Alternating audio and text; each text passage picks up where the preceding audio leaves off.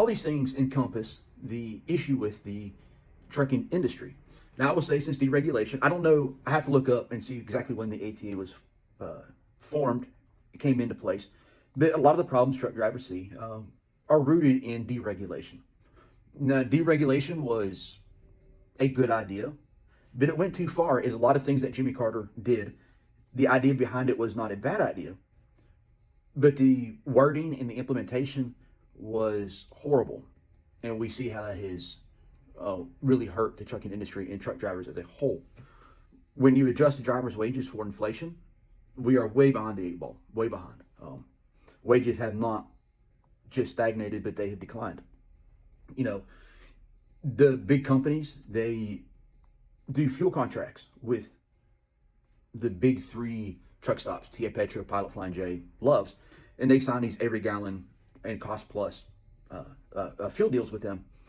So they tend to, because of the hours of service regulations and the ELD mandate, oftentimes drivers feel pressured into they have to stop, and that's where they spend their day or their night to take their mandated breaks. To try to maximize their clock. And that often leads them to an environment where they have very poor quality food choices.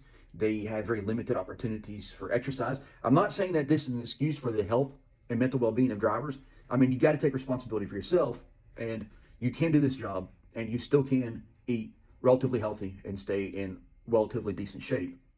It's all about being intentional and being disciplined. But that being said, the ATA and their member companies have made it very difficult. So,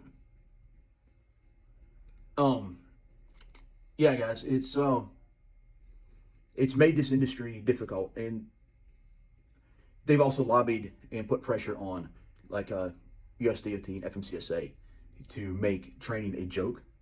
So the people that are being trained by these training companies and the foreign labor being brought in and being passed out, CDLs just being passed out like candy at Halloween, is made a whole nother set of problems, and actually made our roads very much more unsafe.